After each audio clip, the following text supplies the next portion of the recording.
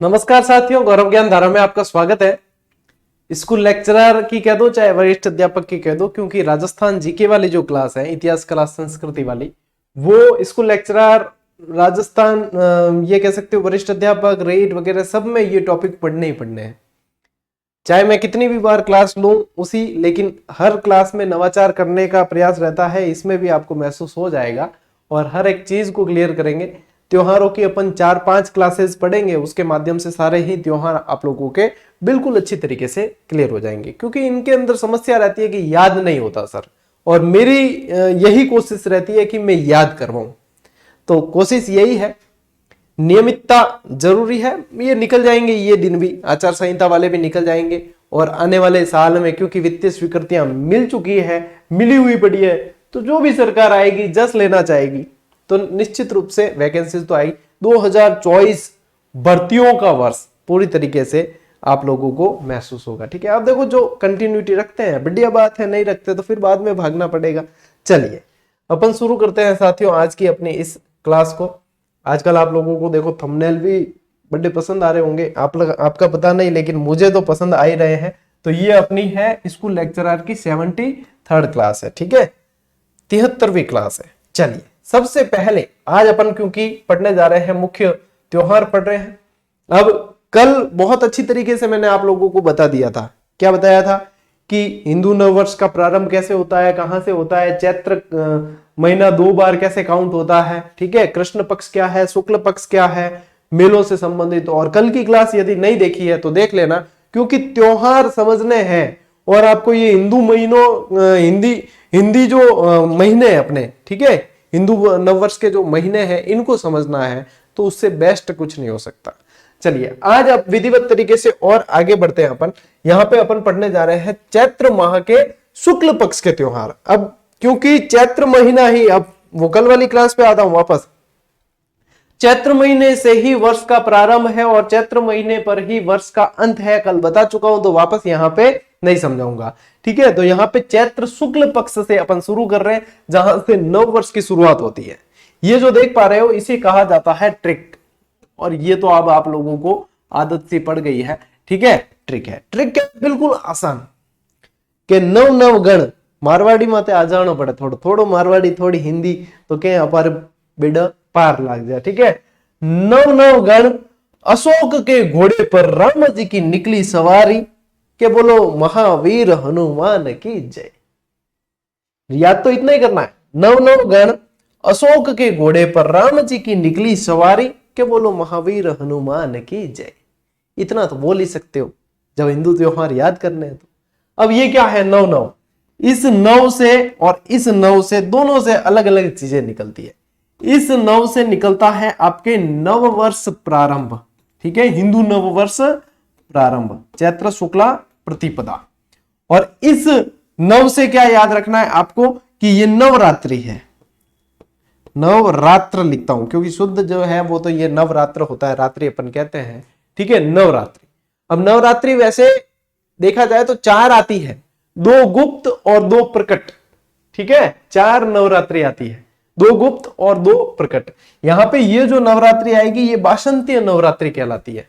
और अब यानी कि अब जो श्राद्ध पक्ष चल रहा है और इसके बाद में अब एकम से जो आएगी वो शारदीय नवरात्रि कहलाएगी। यानी कि अब जब अपन पढ़ रहे हैं ये क्लास, आप जब देख रहे हो, अब कोई 6 महीने बाद देखे तो बात अलग है, यानी अभी जो हाल ही में जो क्लास देख रहे हैं, अब जो आएगी वो शारदीय नवरात्रि होगी। ये बात हो रही है बासंतीय नवरात्रि की।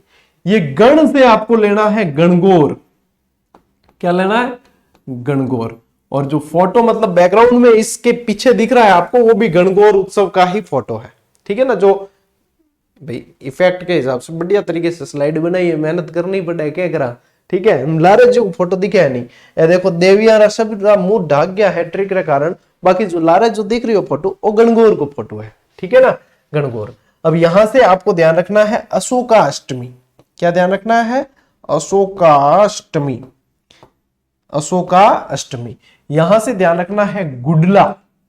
ठीक है, गुडला महोत्सव जोधपुर में मनाया जाता है ज्यादातर। यहां से ध्यान रखना है राम नवमी। राम नवमी, भाई राम जी की निकली सवारी तो राम नवमी। फिर मैंने बोलकर बताया कि बोलो महावीर हनुमान की जय।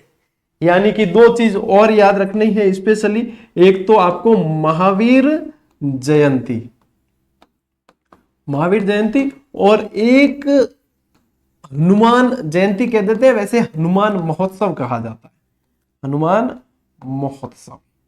ये दोनों भी इसी महीने के अंदर आप लोगों को ध्यान रखना है। क्या पढ़ रहे हैं अपन? चैत्र शुक्ल पक्ष के त्योहार है, तो ये सारे के सारे इससे याद हो जाएंगे। क्या है? नव नव गण अशोक के घोड़े पर राम जी की निकली सवारी, नव नव गण अशोक के घोड़े पर राम जी की निकली सवारी के बोलो महावीर हनुमान की जय। ठीक है, लो स्क्रीनशॉट लो, फिर बढ़ते हैं अपन आगे। ले लिया? बढ़िया करे। ओ शाबाश। जब छोटे थे, अब तो मजा रहा ही नहीं जिंदगी का, क्या मजा है, भाग दौड़ भरी जिंदगी। क्या है, जब छोटे थे तब ये गणगौर वगैरह त्योहार आते थे, जो गांवों का जो परिवेश होता है ना, वहां पे इनकी बड़ी महत्ता है, मेलों की, त्योहारों की, वहां पे बड़ी महत्ता है और आनंद भी वहीं आता है। ठीक है, तो गणगौर का त्योहार वगैरह ये 18 दिन जैसे चलता है त्योहार, आनंद बड़ा आता था, चाहे बच्चा हो, चाहे बच्ची हो, लड़का हो, चाहे लड़की हो, बच्चों को बड़ा आनंद आता है हर त्योहार में। क्यों? उनकी मम्मियां त्योहार मनाती है तो बच्चों को तो आनंद ही आएगा, फेस्टिवल घर पे होगा तो, है ना।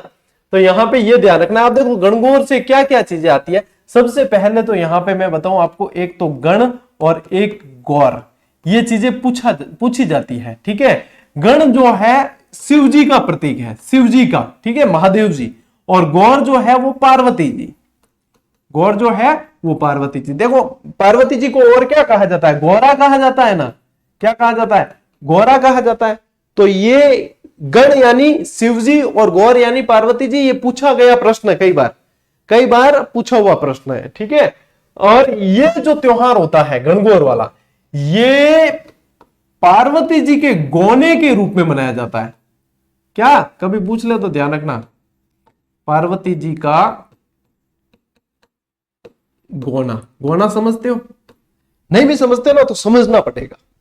गौना यानी कि किसी युवती का कम उम्र में विवाह हो जाए, तो जब वो मतलब सामाजिक जीवन में और दाम्पत्य जीवन में प्रवेश करने लायक उसकी उम्र हो जाती है, तब उसका गौना करवाया जाता है, जिसे मुकलावा भी बोलते हैं, आना भी बोलते हैं। उसके बाद में जो है उसे उसके पति के साथ में रहने के लिए यानी कि ससुराल में भेजा जाता है, और एक फंक्शन होता है एक दिन का बढ़िया ढंग से, और वो आना गौना जो भी है वो बोलते हैं, उसे कहा जाता है, हम मुकलावा भी कहते हैं। तो ये गौने के प्रतीक के रूप में ये मनाया जाता है गणगौर वाला त्योहार।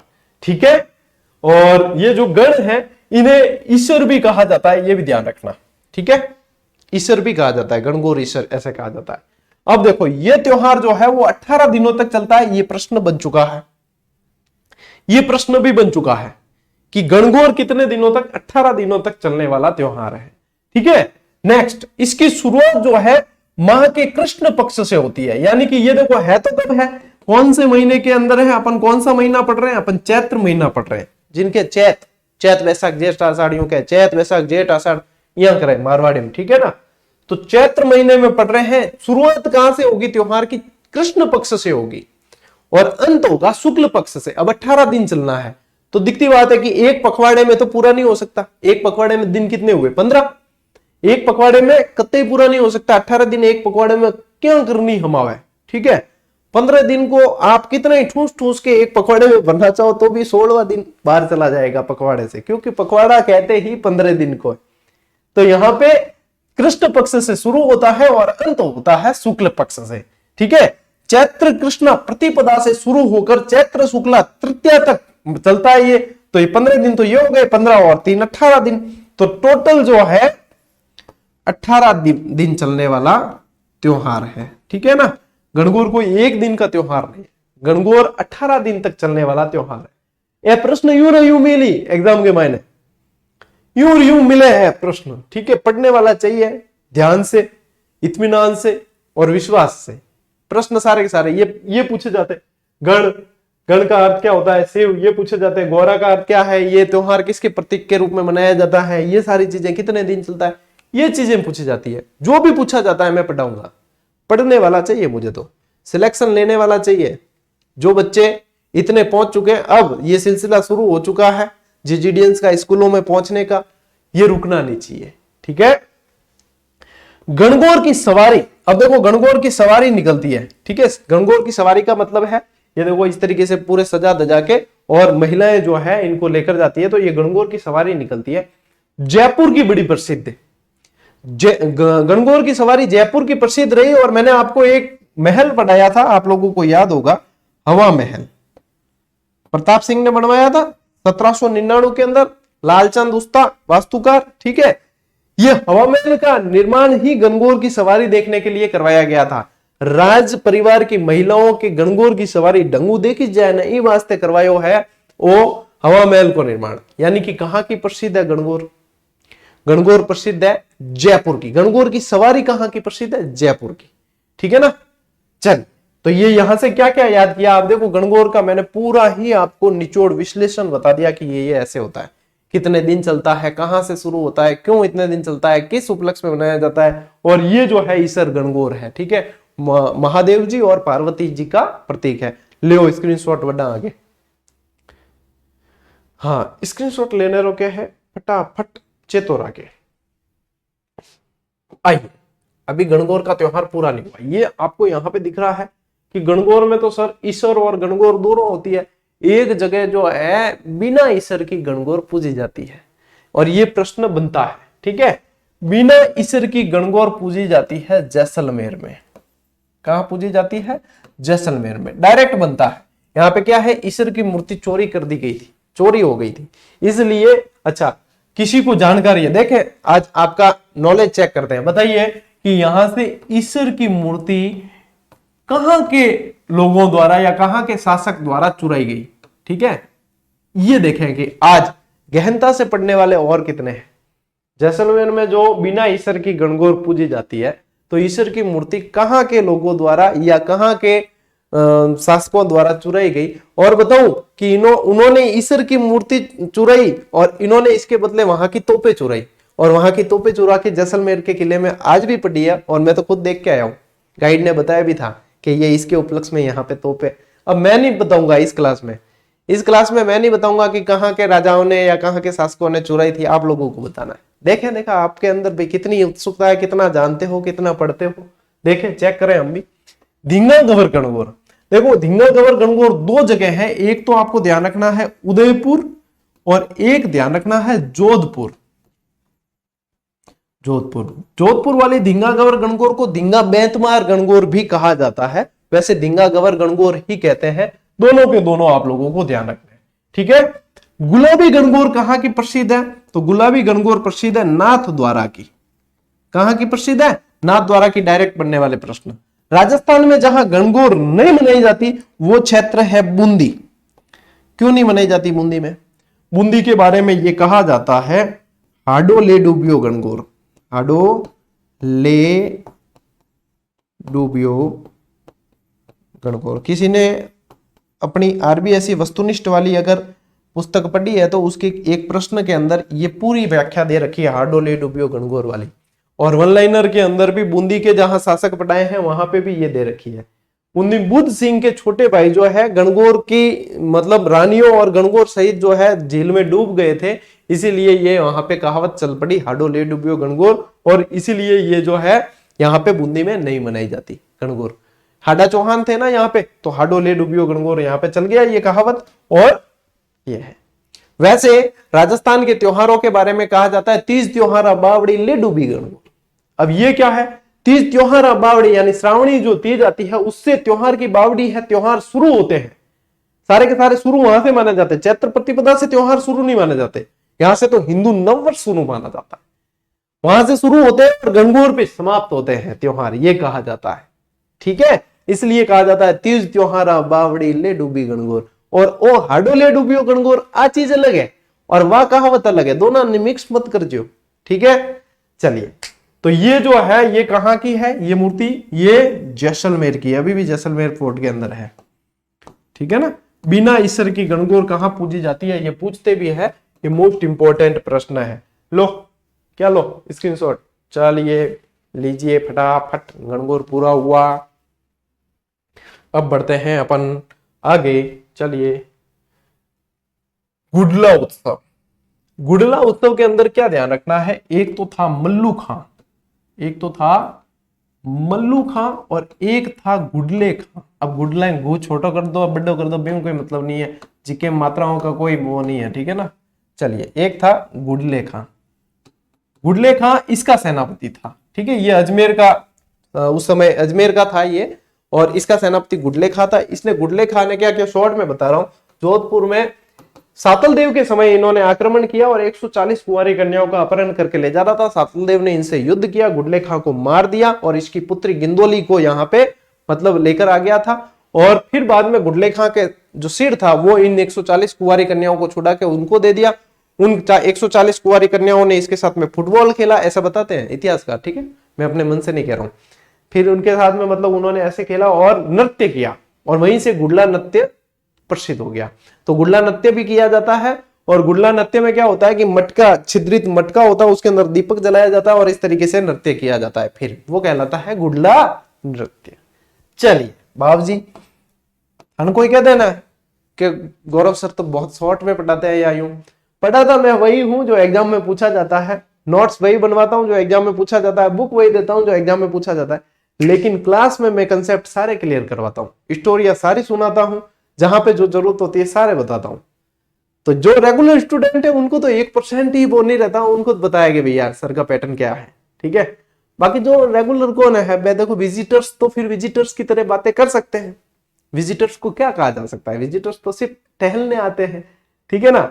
तो उनकी बातों का वैसे अब न तो मेरे ऊपर कोई असर होता है, ना जीजीडियंस जितने भी उन पे कोई होता है, हम तो चिकने गड्ढे बन चुके हैं, ठीक है। हमारे ऊपर ये इन बातों का, नेगेटिव बातों का असर नहीं होता। तो यहाँ पे ये गुडले खां वाला ये ध्यान रखना, गुडला उत्सव चैत्र शुक्ला अष्टमी जोधपुर में मनाया जाता है, क्योंकि सातल देव कहाँ के शासक थे, जोधपुर के, ठीक है। क्या कह रहा था रे मैं यार, कोई बताना था यहाँ पे, हाँ, इन्होंने सातल देव ने सातल मेर कस्बा भी बसाया, ये कहना था, और ये पीपाड़ के युद्ध में मारे गए थे, है ना, ये कहना था। दिमाग में से बातें निकल जाती है कई बार। पीपाड़ का युद्ध अपर रामनिवाजी मारसा है, नहीं है जानो, फैक्ट स्पेशलिस्ट जो जीजीडी फैक्ट पे काम करते, बहुत अच्छा कंटेंट पे बहुत अच्छा काम करते हैं, बणहावरो है पीपाड़। पीपाड़ में गया था इनकी शादी में, ससुराल, ठीक है। तो पीपाड़ का जहां भी नाम आता है हम उनके मजे बड़े लेते हैं, राम निवाजी हावरो पीपाड़ है, ठीक है नहीं। तो पीपाड़ के युद्ध के अंदर देखो मास्टरों के ससुराल भी पढ़ाने पड़ते हैं हमें, क्या करें भाई, जहां नाम आता है सीधा याद आता है, क्योंकि हम देखो मैं तो बहुत ही नॉर्मल रहता हूं, बिल्कुल जैसा आप लोगों को क्लास में दिखता हूं ना, मैं वैसे ओरिजिनल भी वैसा ही हूं। ऐसा नहीं है कि अपने कोई बहुत ज्यादा वो ऐसा कोई हाईफाई ऐसा कुछ नहीं, मैं तो स्लीपर पहन के चला जाता हूँ कई बार स्कूल भी, ऐसा ही अपने तो ऐसा ही है। हाँ, गाड़ियों का शौक है, 4 व्हीलर का बड़ा शौक है, उसे पूरा करते हैं, जो शौक है वो है, ठीक है। चश्मों का शौक है, पहनता हूं मर्जी से, मेरे पास मेरे ड्रॉअर जो है चश्मों से भरे रहते हैं हमेशा ही। भगवान ने भी क्या किया, इसको चश्मों का शौक ज्यादा है, इसको नंबर दो आंखों में, नंबर दे दिए, तो नंबर वाले बनवाए सन ग्लासेस भी। जो शौक है वो पूरे करूंगा, और उस पूरे करने के लिए मेहनत भी दिन रात करनी पड़ती है, करते जिंदगी ऐसी निकल जाएगी, जिएंगे नहीं तो क्या मतलब। तो ये देखो मास्टरों के ससुराल पीपाड़ के युद्ध में बताने पड़ते हैं, ठीक है। इसी दिन अशोकाष्टमी भी मनाई जाती है, ठीक है ना। अशोकाष्टमी मनाई जाती है, ये सिर्फ पूछेंगे तो यही पूछेंगे कि अशोकाष्टमी कब मनाई जाती है, ठीक है ना। ठीक है, चलिए अब देखो अशोकाष्टमी आ गया, रामनवमी। रामनवमी क्या है, हैप्पी बर्थडे टू यू, यानी कि राम जी का हुआ था जन्म, राम जी का जन्म। अब राम जी कहां के राजा थे, अयोध्या के थे। अयोध्या कौन सी नदी के किनारे, सरयू नदी। तो सरयू नदी के अंदर नहाने का बड़ा पुण्य है इस दिन, ठीक है। तो ये क्या याद रखोगे, राम जी, एक बच्चे ने लिख दिया 7वीं 8वीं कक्षा के बच्चे में कि वहां पूछा रामनवमी क्यों मनाई जाती है, तो क्या राम जी 8वीं पास करके 9वीं में आए इसलिए रामनवमी मनाई जाती है। टावर भी आजकल का बड़ा एडवांस है, लेकिन अपने ध्यान रखना है राम जी का जन्म हुआ था चैत्र शुक्ला नवमी को, रामनवमी मनाई जाती है। महावीर जयंती, महावीर जयंती को मनाई जाती है चैत्र शुक्ला त्रयोदशी, त्रयोदशी यानी 13 को मनाई जाती है। और करौली में श्री महावीर जी का मेला भी लगता है इसी दिन। कहां, करौली में मेला, इतना लिख देता हूं, आपको पूरा लिखना है कि श्री महावीर जी का मेला करौली के अंदर लगता है। हनुमान जन्मोत्सव मनाया जाता है चैत्र पूर्णिमा। अब ऐसे नहीं लिखते इसको कि चैत्र शुक्ल पूर्णिमा, अरे पूर्णिमा तो एक ही आती है महीने में, तो चैत्र पूर्णिमा हनुमान जन्मोत्सव, इस दिन जो है हनुमान जी के मंदिरों में बड़े बड़े आयोजन करवाए जाते हैं, सुंदरकांड पाठ का आयोजन करवाया जाता है, हनुमान चालीसा पाठ का सामूहिक आयोजन करवाया जाता है। कई जगह भोज रखे जाते हैं, रोट बनाए जाते हैं बड़े बड़े, ठीक है। रोट यानी बहुत बड़ी रोटी होती है, वो प्रसाद के रूप में चढ़ाई जाती है, रोट बनाए जाते हैं। बहुत सारे धार्मिक आयोजन इस दिन करवाए जाते हैं, क्योंकि है भी तो हनुमान जी, ठीक है। तो हनुमान जन्मोत्सव, या इसे हनुमान जयंती पढ़ते थे, हनुमान जन्मोत्सव कहा जाता है वैसे, ठीक है ना। तो हनुमान जन्मोत्सव चैत्र पूर्णिमा को मनाया जाता है, ठीक है। महावीर स्वामी जी के, भगवान जी के हाथ जोड़ो और आगे बढ़ो। चलिए स्क्रीनशॉट लीजिए और आगे बढ़िए। हाँ, भीड़ नहीं लगानी है, नंबर वाइज सभी को है ना दर्शन करने को मिलेंगे। चलिए आइए, चैत्र महीने के त्योहार आप लोगों के पूरे हुए। बैसाख महीने में एक त्योहार बड़ी शिद्दत से याद रख लेना, जो है आखा तीज। यानी कि आपको ट्रिक भी चाहिए हो ना, तो इसको ऐसे याद रखना, वैसाखा तीज, वैसाखा तीज। अब यहाँ याद रखना कि आखा तीज इमाय नहीं आगी, है ना। ऐसा अक्षय तृतीया बोलते हैं, अक्षय यानी कि जिसका क्षय नहीं हो, जो टूटे नहीं, अक्षय तृतीया इसको बोला जाता है। इस दिन होते हैं अबूझ सावे, अबूझ, ठीक है, अबूझ। अब देखो मारवाड़ी का कितना महत्व, यानी कि आ गया नकारात्मकता का, यानी कि वो अपन समझ जाते हैं। बूझ यानी कि बूझ करवाने की जरूरत नहीं है। अब कई जगह मारवाड़ी में क्या कर गया, इन ब्याह नहीं हो रहा, इन नौकरी नहीं लाग रही, कट बूझ करावा। बूझ करावा मतलब महाराज को किसी को पूछवाना पड़ेगा, तो यहां पे बूझ करवाने की जरूरत नहीं, यानी पूछवाने की जरूरत नहीं है, अबूझ है। यानी कि बिना बूझ करवाए ही किसी की भी शादी कर सकते हैं, ठीक है। पंडित को, महाराज को बताने का ही काम नहीं है, ये बोलते हैं अबूझ। और सावे बोलते हैं किसको, शादियों को, अबूझ सावा, सावे यानी कि शादियां, ठीक है। तो ये वैशाख शुक्ला तृतीया को आती है, इसे आखा तीज कहा जाता है। आखा यानी आखी, मारवाड़ी में क्या, आखी, पूरी, अक्षय, जिसका क्षय नहीं हो सकता, पूरी पूरी, आखा तीज बोलते हैं। अबूझ सावे होते हैं, इस दिन 7 अनाजों की पूजा की जाती है, हल की पूजा की जाती है। इस दिन बीकानेर और उदयपुर की स्थापना हुई थी, दोनों शहर याद रखने हैं। इस दिन बीकानेर और उदयपुर दोनों शहरों की स्थापना हुई थी, ठीक है, याद होगी। फिर इसके दिन देखो यहां पे आती है बुद्ध पूर्णिमा। बुद्ध पूर्णिमा, बैसाख पूर्णिमा, बैसाख पूर्णिमा को बुद्ध पूर्णिमा कहते हैं, इसे पीपल पूर्णिमा भी कहा जाता है इसी को, ठीक है। ये डायरेक्ट याद करना है। अब देखो अक्षय तृतीया का और क्या महत्व है, कि अक्षय तृतीया ये तो पढ़ लिए, एग्जाम में ये पूछे जाते हैं। इसके अलावा ये चीजें भी ध्यान रखनी है, एग्जाम में इनमें से प्रश्न सीधे नहीं बनते हैं, लेकिन फिर भी बन जाए तो ध्यान रखनी है। देखो अक्षय तृतीया को क्या क्या हुआ, सतयुग और त्रेता युग का प्रारंभ हुआ, ठीक है, पेन चेंज कर लो एक बार। सतयुग और त्रेता युग का प्रारंभ हुआ, नर नारायण ने अवतार लिया, भगवान परशुराम जी का अवतार हुआ, यानी कि परशुराम जयंती आप कह सकते हो इसी दिन, ठीक है, ये प्रश्न बन सकता है।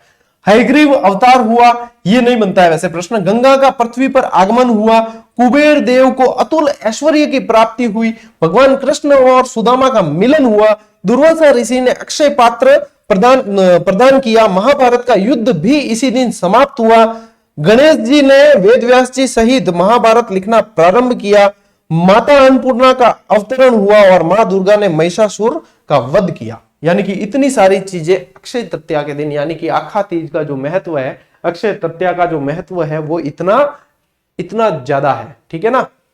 अब इतनी सारी चीजें हुई, इसीलिए अबूझ सावे, यहाँ पे बूझ करवाने जरूरत नहीं, सारे पवित्र काम जो है इस दिन किए जा सकते हैं। लो स्क्रीनशॉट लो। हम और तो बताओ थान के पढ़ावा, और मतलब इससे ज्यादा व्यवस्थित क्या पढ़ाया जा सकता है, वो भी नोट्स मेकिंग पैटर्न पे, नोट्स बन रहे सीधे सीधे, और वो भी याद करते हुए, और वो भी समझते हुए, और वो भी सारी स्टोरियां समझते हुए, और वो भी सारे मजे लेते हुए, और तो क्या बताएं, ठीक है, ओके। फिर आता है आपके जेठ महीना, ठीक है। जेठ कैसे लिखा हुआ तो ज्येष्ठ है, अरे मारवाड़ी में कहता है जेठ, ठीक है। कभी कोई शर्माता है ना ऐसे ज्यादा, तो कि मेरू क्यों हरमिजन, मैं क्यों तेरे जेठ लागू, ठीक है। यानी कि जेठ जी से थोड़ी मर्यादा शर्म वगैरह रखिए। जेठ महीना, ये वो जेठ जी नहीं है, ठीक है ना, जेठ तो ऐसे ही कहते हैं। जेठ महीने री गर्मी यूं कहा करे, जेठ महीने री गर्मी घनी आखिरी पड़े। ज्येष्ठ अमावस्या, इसे वट अमावस्या भी कहा जाता है, ठीक है, इसे वट अमावस्या भी इसे कहा जाता है, किसे, ज्येष्ठ अमावस्या को, ठीक है। निर्जला एकादशी, जैसा इसका नाम है, इस दिन जल नहीं पिया जाता, इस दिन जल जो इनका पालन करते हैं वो, ठीक है ना, ऐसे नहीं सभी नहीं पीते, ऐसा नहीं है, जल नहीं लेते हैं, ठीक है, जो इसका पालन करते हैं, जो ये व्रत करते हैं, वो निर्जला एकादशी। ये कब आती है? ज्येष्ठ शुक्ला एकादशी को निर्जला एकादशी आती है। फिर देखो ज्यादा इसमें नहीं है, इसमें से प्रश्न ज्यादा बनते भी नहीं। आषाढ़ माह के अंदर आओ, अब आषाढ़ माह के अंदर आते हो तब आषाढ़ माह में प्रश्न बनते हैं आपके। आषाढ़ माह में क्या क्या प्रश्न बनते हैं? सबसे पहले तो ये गुप्ता नहीं, ये गुप्त है, ठीक है ना, ये गुप्त कर देना, ये आ की मात्रा आ गई। गुप्त नवरात्र, देखो मैंने बताए थे कि दो तो होते हैं नवरात्र प्रकट और दो होते हैं गुप्त। तो इस दिन आते हैं आपके, इस महीने में गुप्त नवरात्र आते हैं, जो आपके चैत्र शुक्ला प्रतिपदा से नवम तक मनाए जाते हैं। अरे चैत्र नहीं रहे, अपार क्या कह रहे, आषाढ़, ठीक है, से नवम तक मनाए जाते हैं, आषाढ़ शुक्ला प्रतिपदा से नवम तक। फिर क्या है इस महीने में? चातुर्मास, जिसको अपन मारवाड़ी में कह देते हैं चौमासा, क्योंकि चौमासे बेटा महाराज, ठीक है, चातुर्मास बोलते हैं इसको। कि क्या होता है कि इन 4 महीनों में देवता जो है वो चिर निद्रा में चले जाते हैं, इसलिए इसे कहा जाता है पवित्र काम इस समय इन 4 महीनों में नहीं होते हैं, तो ये चातुर्मास होता है। तो ये चातुर्मास जो है आषाढ़ शुक्ला एकादशी से प्रारंभ होता है, ठीक है। गुरु पूर्णिमा, जो आषाढ़ पूर्णिमा होती है वही गुरु पूर्णिमा है, और आप लोग बड़े मैसेज भेजते हो, उस समय बड़ी शुभकामनाएं भेजते हो, आषाढ़ पूर्णिमा, ये है ना आषाढ़ पूर्णिमा। चलिए, इसके अलावा फिर देखो बडलिया नवमी, ये माना जाता है कि सावों का, हिंदू नववर्ष में सावों का अंतिम दिन है, फिर 4 महीने पवित्र काम नहीं होंगे, तो जिनकी शादियां होनी बडलिया नवमी के दिन यहाँ पे आषाढ़ शुक्ला नवमी को हो जाती है। फिर इसके अलावा देवशयनी 11, देवशयनी 11 में क्या है? आषाढ़ शुक्ला एकादशी, इसका अन्य नाम हरि प्रबोधिनी एकादशी या लाडी एकादशी भी कहते हैं, ठीक है, लाडी बोधिनी कह देते हैं, क्या कहते हैं, और लाडी बोधिनी लिख देना इसको ढंग से, दिख रहा है वैसे, ठीक है ना, ये तो भी होनी के सर कौन दिखे, लाडी बोधिनी लिखा हुआ है, ठीक है। अगर थोड़ा एडजस्ट करो, रे दूध देने वाली गाय लात मार दे तो भी सहन कर लिया करो, ठीक है।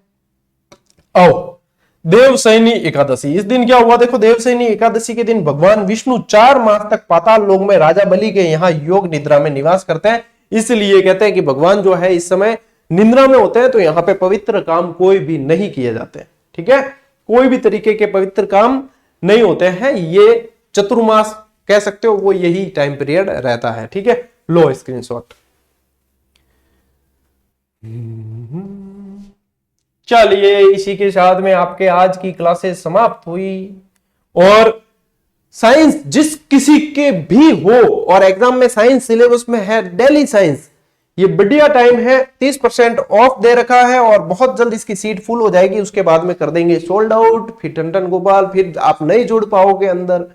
जिसको जुड़ना है समय पे जुड़ जाओ, कब सोल्ड आउट होगी पता ही नहीं चलेगा, ठीक है, क्योंकि पशु परिचर के विद्यार्थियों के अंदर भी डेली साइंस है और एनसीईआरटी के भी, मेरे पास में यहाँ रजिस्टर पड़े नहीं है, एनसीईआरटी साइंस के हमारे जो मतलब टीम मेंबर्स है, 3 रजिस्टर इतने जबरदस्त तरीके से भरे हैं, बहुत बेहतरीन व्याख्या, शानदार। एक वीडियो बनाऊंगा मैं, देखना, उसमें रजिस्टर बताऊंगा आपको उस तरीके के, बहुत बेहतरीन व्याख्या और शानदार प्रश्नों का कलेक्शन, एक भी प्रश्न जाने का सवाल नहीं है।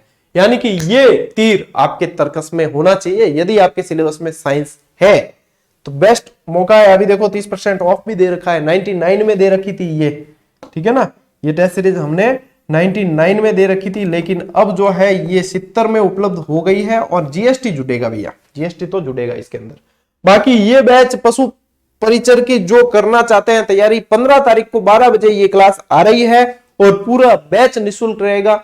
ये बैच स्टार्ट हो रहा है, इसका मतलब आपकी 2nd ग्रेड और 1st ग्रेड की क्लासेस डिस्टर्ब हो ऐसा नहीं है, इसीलिए इसका टाइम जो है सिर्फ इस 15 तारीख को 12 बजे आएगी, बाकी इनका टाइम रात 8 बजे का रखा गया है, ठीक है। तो आपकी क्लासेस डिस्टर्ब नहीं होगी, यदि बंद करनी होती तो अभी कर देते, नहीं करेंगे, कंटिन्यू रखेंगे क्लासेस, चिंता मत करो, ठीक है।